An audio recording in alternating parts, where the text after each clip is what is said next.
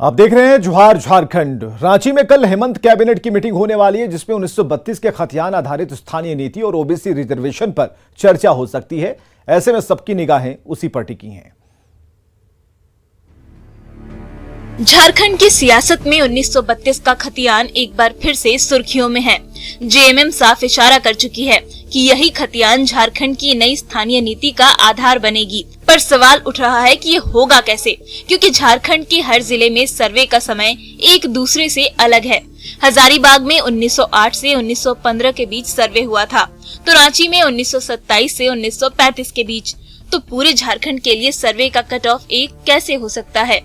हमारे विचार में खतियान जो है उसको आधार नहीं बनाया जा सकता है, क्योंकि अलग अलग जिलों का अंतिम प्रकाशन अलग अलग समय में हुआ है।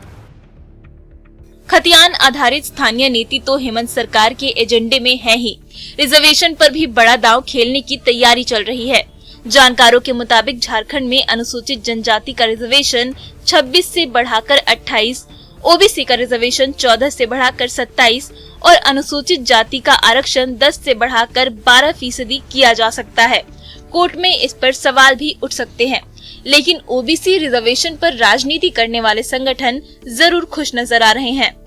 जिस तरह से अनुसूचित जाति, जनजाति और अग्रणी जातियों का जनसंख्या के बराबर आरक्षण है, उसी तरह से ओबीसी समुदाय को भी उसके जनसंख्या के बराबर आरक्षण होना चाहिए।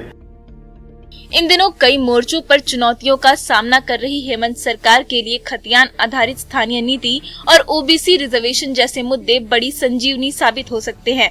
ऐसे में सबकी निगाहें हेमंत कैबिनेट के फैसलों पर टिकी हुई है। अविनाश कुमार, न्यूज़ 18, रांची। झारखंड के कई जिले शराब से रेवेन्यू उगाही करने में तय लक्ष्य से पीछे चल रहे हैं। झारखंड के मद्य निषेध मंत्री जगन्नाथ महतो ने कहा कि जिन जिलों का परफॉर्मेंस ठीक नहीं है उनसे सवाल पूछा जाएगा। न्यूज़ 18 ने पिछले दिनों खबर दिखाई थी कि झारखंड रेवेन्यू के लक्ष्य में 700 करोड़ से पीछे चल रहा है। किसी का कम है, किसी का बेसी है। जो आया है मेरे पास जो रिपोर्ट, उनके अनुसार किया गया है। राजस्व का राजस्व क्षति जो कर रहा है, जो नोटिस हुआ है, जवाब देगा। तो बाकी जिलों में रेवेन्यू का हम लोग सारा चीज स्टडी कर रहे हैं, देखने पर उन लोग पर भी होगा। झारखंड के 5 प्रमंडलों में अगले 5 महीने तक भारत जोड़ो यात्रा चलेगी। रांची के कांग्रेस दफ्तर में हुई कार्यकर्ताओं की बैठक में इस यात्रा की तैयारी पर चर्चा हुई। खूंटी के ओलिहातू से इसका शुभारंभ हो सकता है, जिसमें कांग्रेस के कई बड़े नेता शामिल होंगे। पदयात्रा लगातार चलती रहे 5 महीनों तक, जो पंचायत से लेकर के प्रखंड तक करनी है, उस निमित्त भी बात हुई है और अब उसको एक्सपेडाइट तेजी से कराना है। हालांकि जो 7 तारीख से पदयात्रा शुरू करनी थी, सभी जिलों में शुरू हो चुकी है। कि जो झारखंड में हम लोगों का प्रयास है कि राहुल जी अपने रूट पे चल रहे हैं। हम लोग 81 विधानसभा में हर पंचायत को टच करते हुए 81 टीम हमारा 5 महीने में। खूंटी के हड़िया बाजार में आपसी विवाद को लेकर दिन दहाड़े गोलीबारी हुई, जिसमें 2 युवक घायल हो गए। दोनों का गंभीर हालत में खूंटी सदर अस्पताल में प्राथमिक उपचार किया गया और इसके बाद उन्हें रांची के रिम्स रेफर कर दिया गया। युवकों का झुंड पतरा के हड़िया बाजार गया था और इसी दौरान दोनों तरफ से भगझक हुई। बात ही बात में गोली चल गई। बोकारो में कोर्ट के ऑर्डर पर जमीन पर कब्जा दिलाने गई प्रशासन की टीम को उग्र ग्रामीणों ने भगा दिया। तेनुघाट कोर्ट के आदेश पर महुआ टांड पुलिस लेड़वा टोला गई थी, जहां हरेंद्रनाथ साहू को उनकी जमीन का कब्जा दिलाना था। इसके खिलाफ स्थानीय आदिवासी पारंपरिक हथियार लेकर खड़े हो गए, तो पुलिस को बैरंग वापस लौटना पड़ा।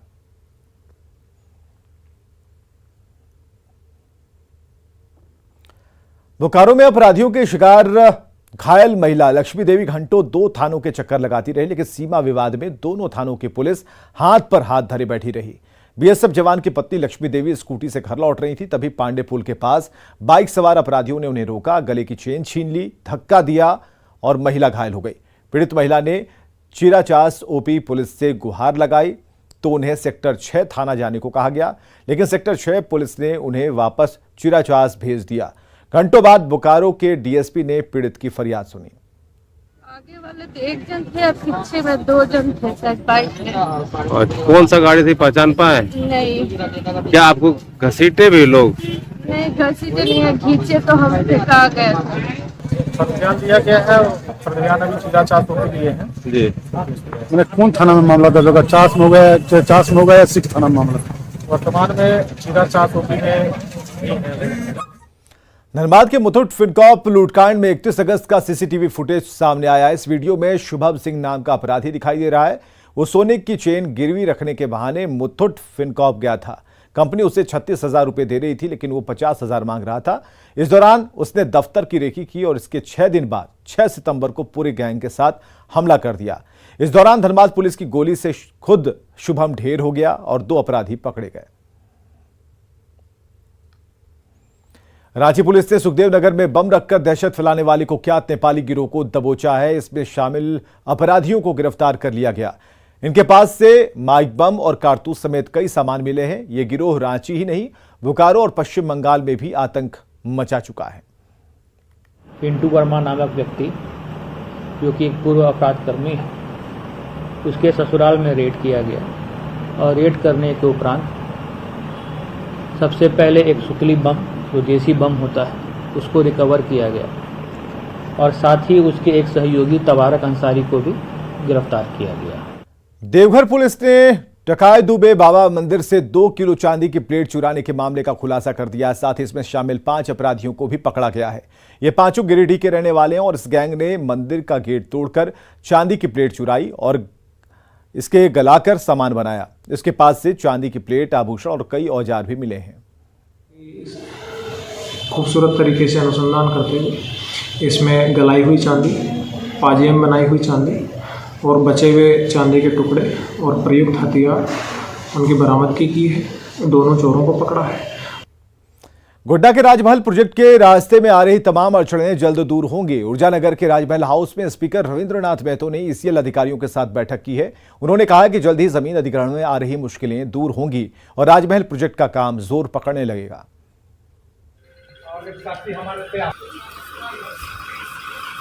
पलामू में महादलितों पर अत्याचार के खिलाफ बीजेपी ने राजभवन के सामने धरना दिया। बीजेपी विधायक अमर बावरी ने आरोप लगाया कि पूरे झारखंड में धर्मांतरण का खेल चल रहा है और दलितों और महादलितों का घर उजाड़ा जा रहा है।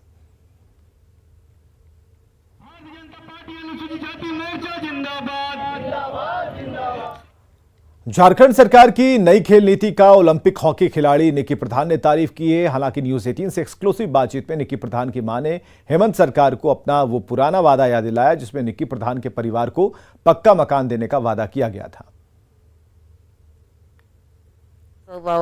एक वादा कह रहे ऊ नहीं पूरा करा थे, पक्का मकान देबू कहला कराए तक कोई नहीं दे। अभी तक तो दिया नहीं, तो जब भी घर जाते माँ आती है यहाँ रांची तो सब बोलता है न्यू घर जा रहे हो, तो बना ही नहीं है अभी तक, पता नहीं कब मिले।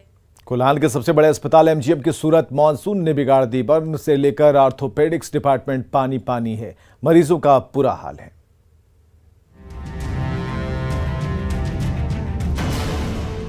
पानी से लबालब कमरे और बेड पर कराहते मरीज।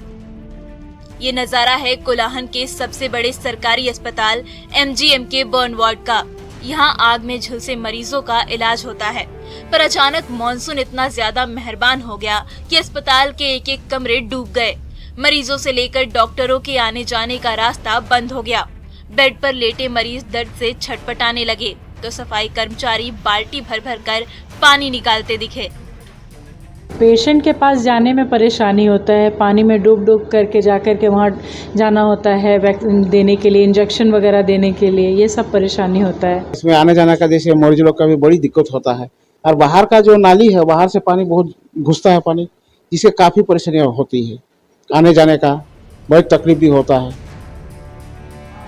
हर साल मॉनसून में एमजीएम अस्पताल की यही हालत होती है, पर कोलाहन के मरीजों को पानी से छुटकारा दिलाने की पहल आज तक नहीं हुई। झारखंड के स्वास्थ्य मंत्री बन्ना गुप्ता भी अस्पताल की हालत से वाकिफ है, फिर भी एमजीएम को बारिश के पानी और गंदगी से मुक्ति नहीं मिल सकी। मूसलाधार बारिश में जब पूरा अस्पताल पानी पानी हो जाता है, तब स्वास्थ्य विभाग की नींद टूटती है और सफाई कर्मचारियों को पानी निकालने के लिए बाल्टी लेकर दौड़ा दिया जाता है।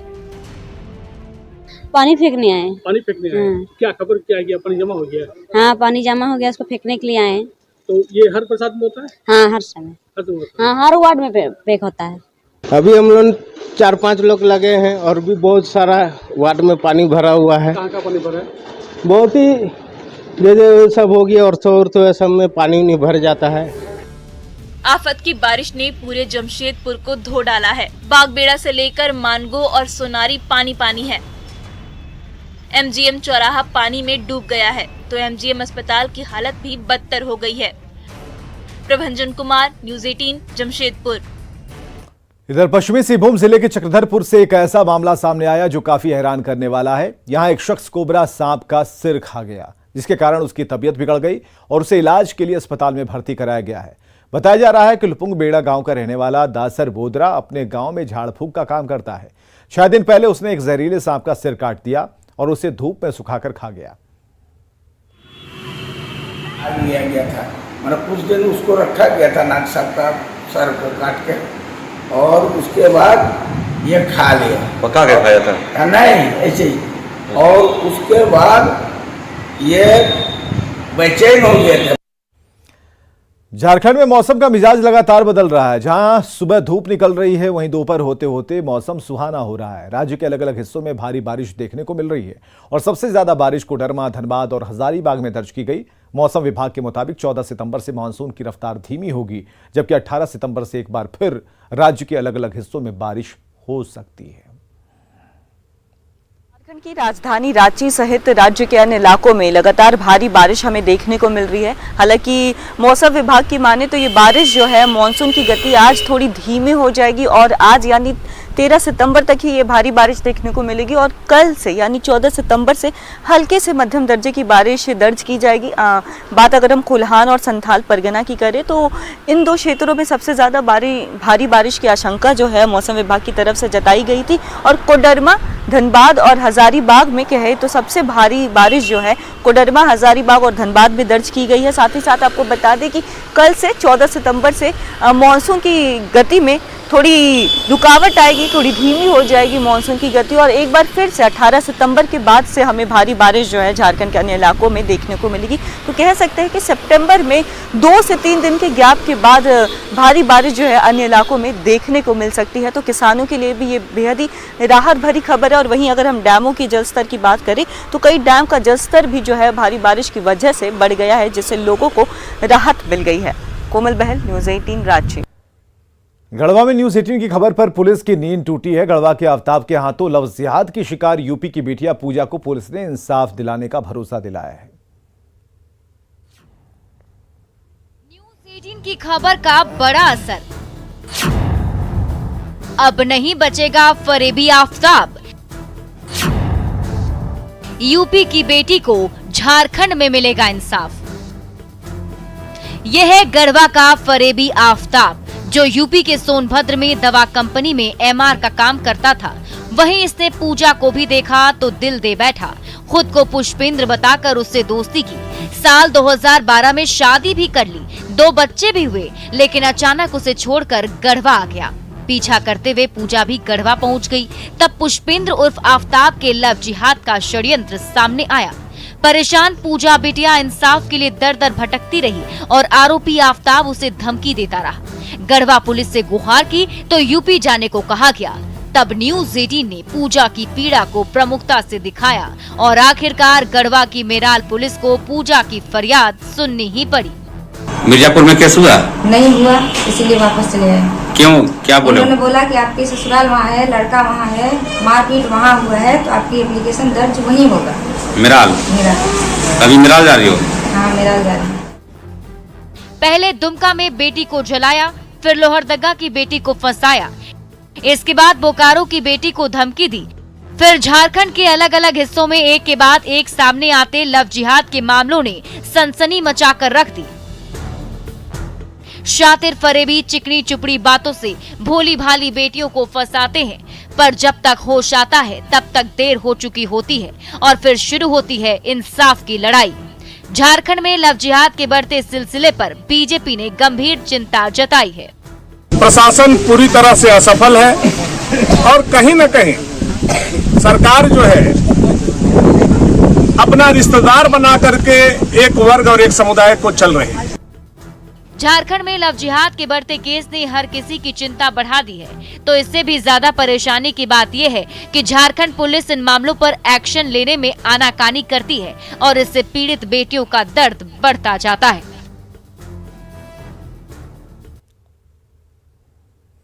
और ये